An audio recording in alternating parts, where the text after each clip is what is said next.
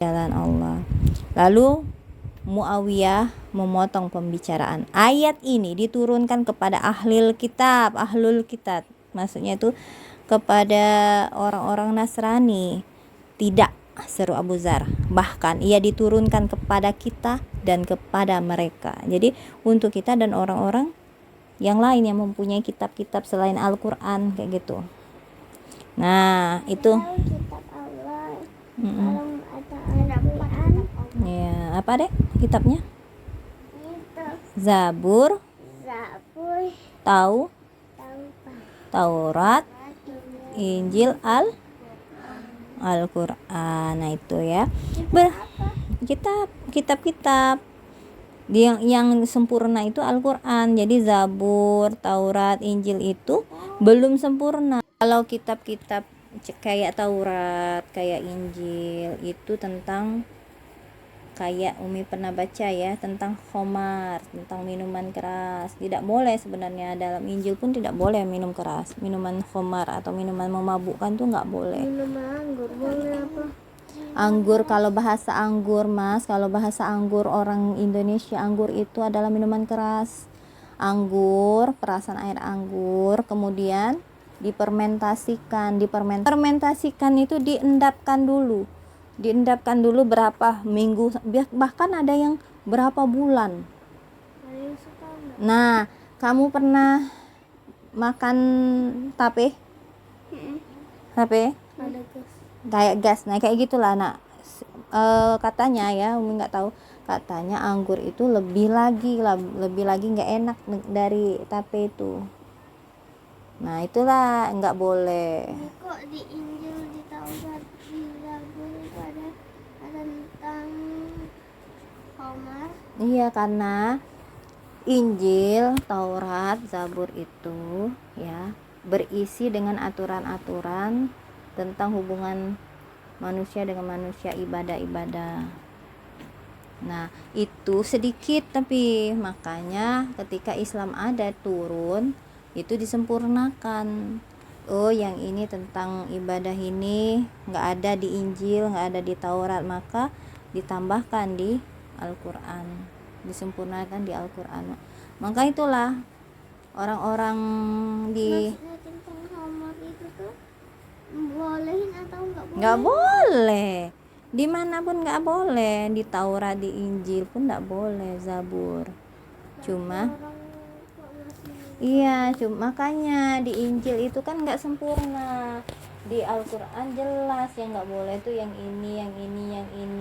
Apabila misalnya ya, apabila memakan ini maka mendapatkan ini. Kalau di Injil kemungkinan nggak boleh saja, sudah selesai, nggak boleh aja, nggak ada penjelasan. Tapi kalau kita kan di Al-Quran kemudian dijelaskan di hadis, sudah itu pendapat ulama. Jadi memang betul-betul sempurna Islam itu. Iya, hadis sunnah.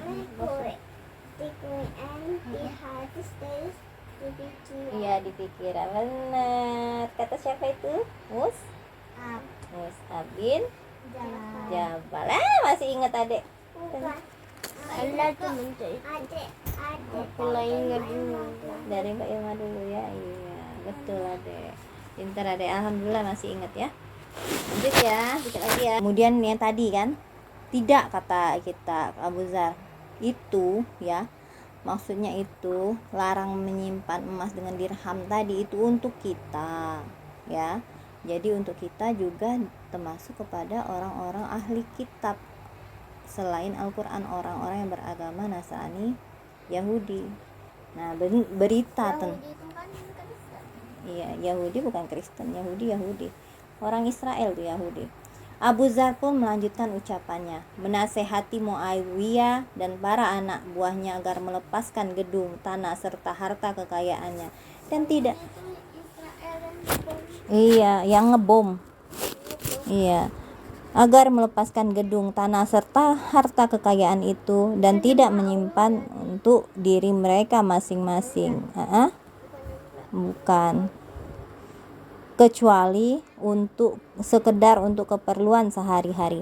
Berita tentang Abu Dzar dan soal jawaban ini tersebar dari mulut ke mulut ya. Jadi semboyannya semakin nyaring terdengar di rumah-rumah dan jalan-jalan. Sampaikan kepada para pemupuk harta akan setrika api neraka. Itu jadi mengingatkan sebenarnya Abu Dzar gitu. Iya, mengingatkan bahwa pemupuk orang yang nimbun harta itu harus ingat tuh, mereka itu seperti membuat setrika sendiri dari api neraka. Muawiyah sadar akan adanya bahaya. Ia cemas akan akibat ucapan tokoh ulung ini. Tetapi ia pun mengerti akan pengaruh dan kedudukannya hingga tidak akan melakukan hal-hal yang menyakitkan. Hanya dengan segera dituliskannya surat kepada Utsman dan menyatakan Abu Dzar telah merusak orang-orang Syria. Nah, jadi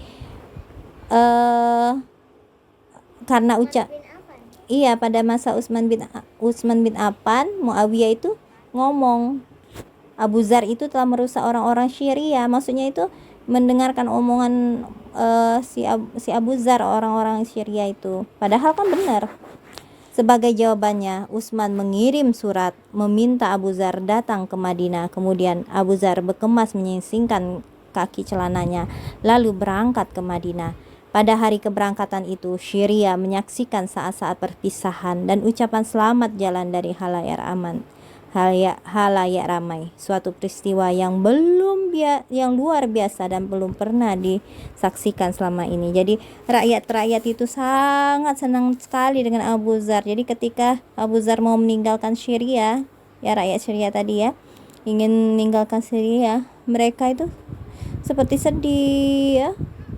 Jadi kesedihan mereka itu nggak ada lagi orang yang mau memenuhi kebutuhan mereka kayak gitu kan, yang berani kepada pemimpin. Ini anak tadi yang bilang sama apa siapa nih? Siapa? Anak siapa? Anak yang ada di HP ini baca doa. Oh iya, itu. Apa ini? Itu dibom oleh Israel deh. Dibom oleh Israel. Siapa yang itu? Orang Palestina. Darah-darah. Iyalah. Sekarang lagi perang dek. Lanjut ya. Aku tidak memerlukan dunia, tuan-tuan. Demikianlah jawaban yang diberikan oleh Abu Dzar kepada Utsman setelah ia tiba di Madinah. Jadi Aku tidak memerlukan dunia. Demikianlah jawaban yang diberikan oleh Abu Dzar kepada Utsman setelah ia tiba di Madinah, yaitu setelah berlangsung diskusi yang lama antara mereka. Dari pembicaraan dengan sahabat itu dan berita-berita yang berdatangan kepadanya dari seluruh pelosok yang menyatakan dukungan sebagian besar rakyat terhadap pendapat Abu Dzar, Utsman menyadari sepenuhnya bahaya gerakan ini dan kekuatannya itu. Dari itu ia mengambil keputusan akan membatasi langkah Abu Dzar dengan menyuruh Abu Dzar tinggal di dekatnya di Madinah. Jadi karena ketakutan itulah ya, takutan ucapan Abu Dzar itu kan banyak jadi yang suka dengan Abu Dzar.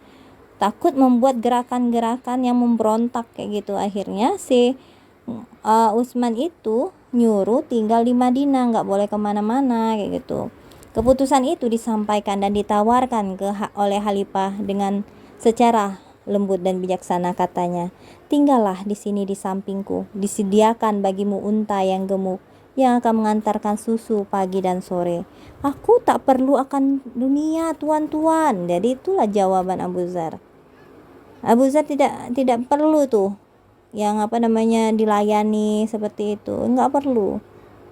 Benar, ia tidak memerlukan dunia karena ia termasuk golongan suci yang mencari kekayaan rohani dan menjalani kehidupan untuk memberi, bukan untuk menerima.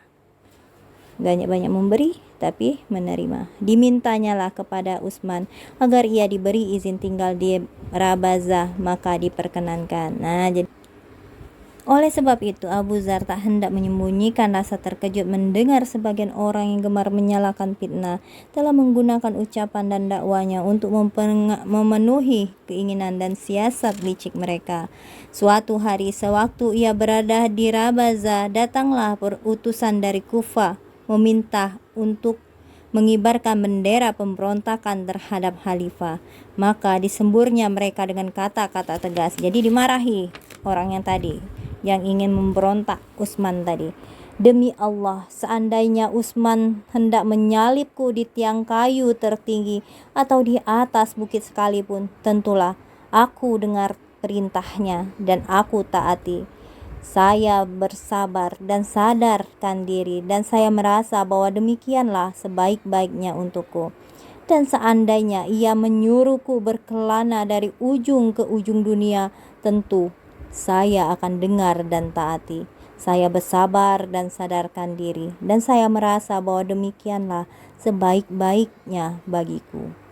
Begitupun jika ia menyuruh pulang ke rumahku, tentulah akan saya dengar dan taati. Saya sabar dan sadarkan diri. Saya merasa bahwa demikian adalah yang sebaik-baiknya bagiku. Jadi si Abu Dzar ini menolak tidak mau memberontak kepada Utsman. Dia taat kepada pemimpin, ya. Walaupun Utsman itu tidak memintanya, tidak menyuruhnya ke mana-mana, maksudnya itu untuk menemui pemimpin-pemimpin atau penguasa yang haus dunia tadi, tapi dia taat, disuruh ke Rabaza ya tadi ya, Rabaza, dia taat juga kayak gitu. Jadi dia tidak mau, sebagaimana ia melihat apa akibatnya, ia membisu. Jadi dia tidak berbuat apa-apa, dia tidak mengatakan apa-apa, ya. Dia tahu bahwa akan ada bahaya dan bencana, maka dihindarinya. Lalu ditariknya lah suaranya, bukan pedangnya, menyerukan ucapan benar dan kata-kata tegas, tanpa suatu keinginan pun yang mendorong atau akibat yang akan menghalanginya.